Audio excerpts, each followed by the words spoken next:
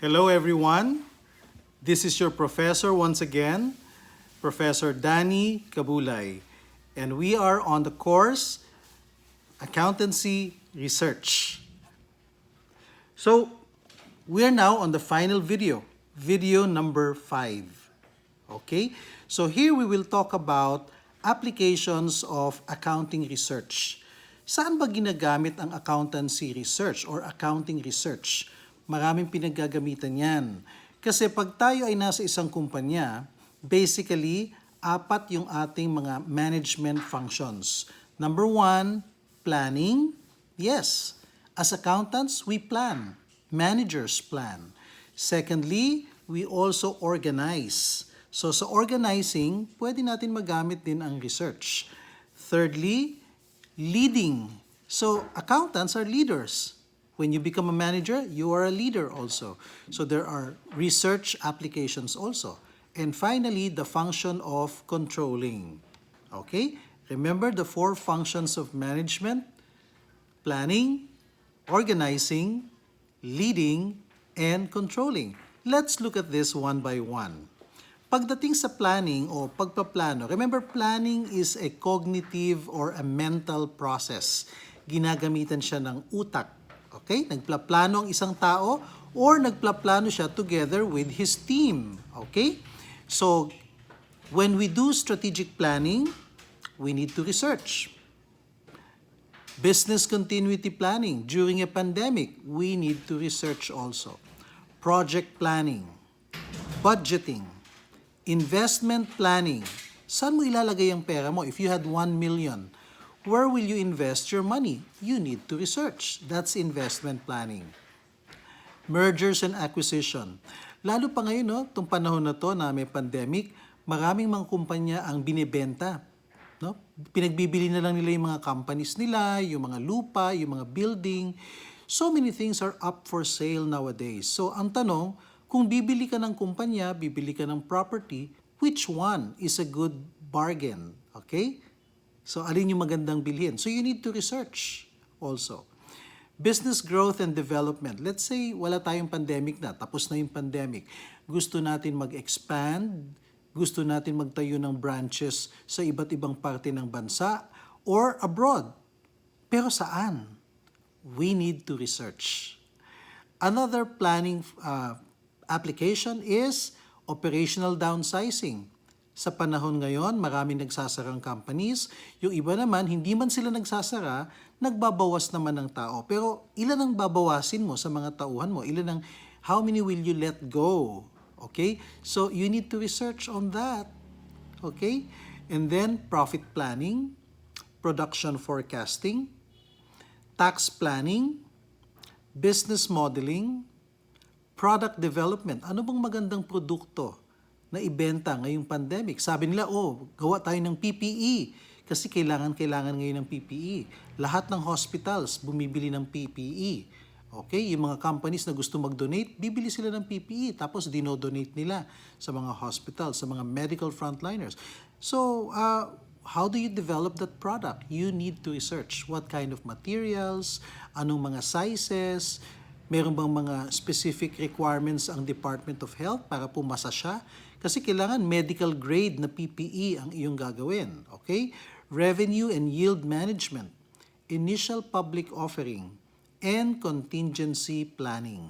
Okay? So these are examples of applications of accounting research in the function of planning. Now, let's talk about organizing. When you talk about organizing, this is about putting together all your resources, your manpower, money, materials, equipment, technology, yan.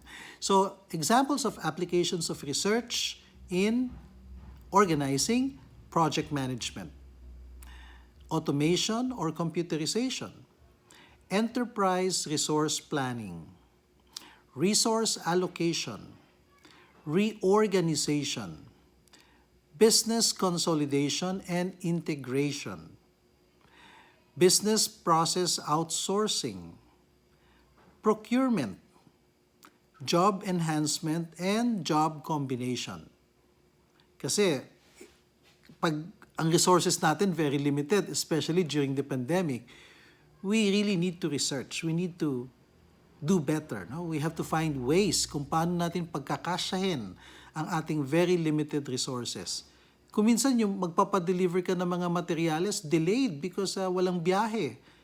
ECQ, okay? So what are you going to do about that? Okay, so you need to research.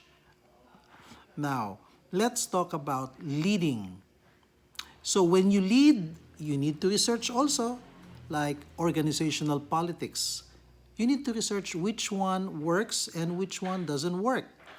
Conflict management, pag may nag-aaway ng mga tao sa inyong companies, you need to research about saan ba nagsimula yung away at paano lumaki, ano yung root cause, how can we, patch up the differences of two or more people in conflict, etc., etc. What is the best solution?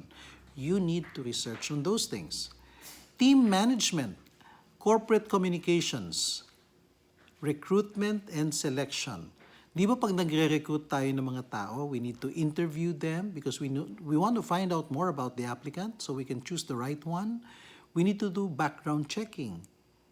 We need to make them take an entrance exam to the company, pre-employment tests, psychological tests, etc., etc. So all these processes that I'm talking about, that's part of research. You're researching on the applicant. So you will make a decision which applicant is the best fit for the company. Okay? Succession planning, compensation, employee compensation rather, industrial and labor relations, organizational development, employee training, and development. Now, let's talk about the last function, which is controlling. So, when you are looking at your processes, your outputs, and things are not in order, you're off track. You have to put things back on track. And when you do that, that is controlling. Examples of applications of accounting research in controlling: policy formulation, legislation, internal audit, external audit, fraud examination, quality audit, operations audit, cost control, materials management, risk assessment and risk management, compliance with statutory requirements, knowledge management, forensic accounting, data analytics, data migration or data conversion, credit and collection, and payroll. So, madami palang uses ang accounting research. So, almost anytime you do something in the company, sigurado ako, kakailanganin mo ang accounting research. Okay?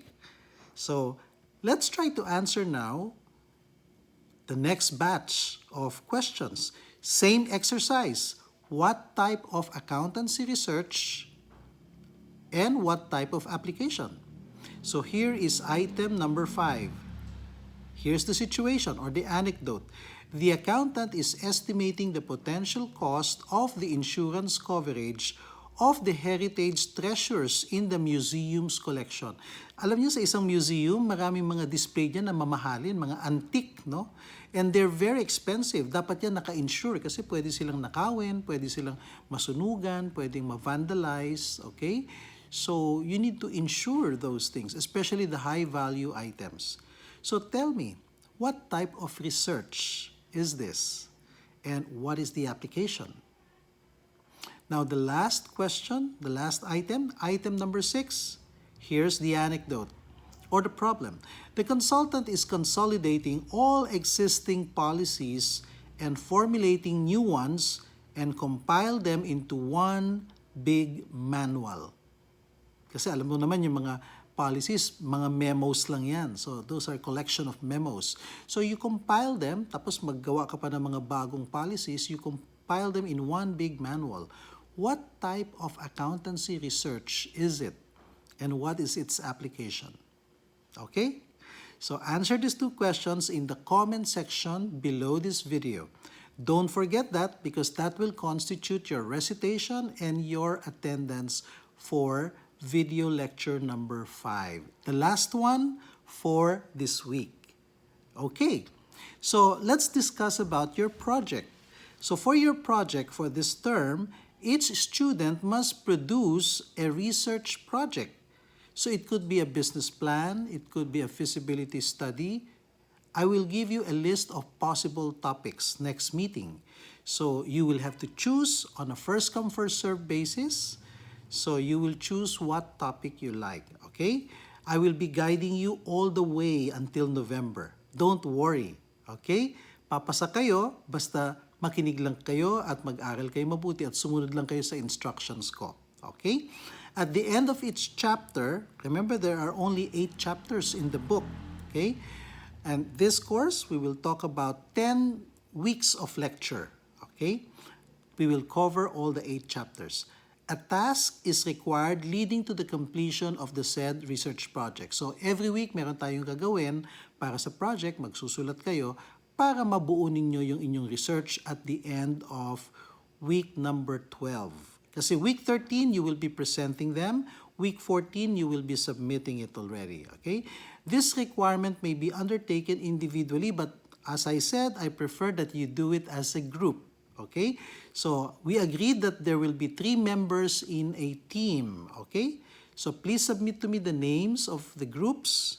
For the first task, each student or team must identify a problem. Ano ba yung nakikita niyong problem sa industry na gusto niyong masolve? Okay? So, issue or concern in a particular company, government agency, or industry. Kung medyo nahirapan kayo, antayin niyo sa Wednesday, I'm going to flash your choices. Okay? Now, make sure na pag pumili kayo ng isang research problem, this problem must meet the following criteria. The topic or problem must be researchable. Undertaking research on the topic may be potentially be completed within semester. Yung kayang matapos within 1 trimester or 1 semester. Okay, that means 10 weeks. Okay, the problem or topic is related to finance and accounting. The topic is important to the practice of accountancy profession and to a specific industry or group of industries and sectors. Okay? So, if there's any question, you may ask them in our chat box and I'll be happy to answer them within 24 hours. So for now, I will say goodbye in Italian. I will teach you one language each week. This week, I will teach you Italian. The word ciao. C-I-A-O, that's pronounced ciao. Ciao, when you greet somebody and you see somebody, ciao, that means hello. But when you're parting ways, maghihiwalay na kayo, and then you say ciao, that means goodbye. So for now, tapos na ang lesson natin this week. Ciao! See you next week. Remember, a beautiful heart can bring things into your life that all the money in the world could not obtain. There are a lot of things in this world that are free and no amount of money can buy them. For example, love, fresh air, and peace of mind. Ciao!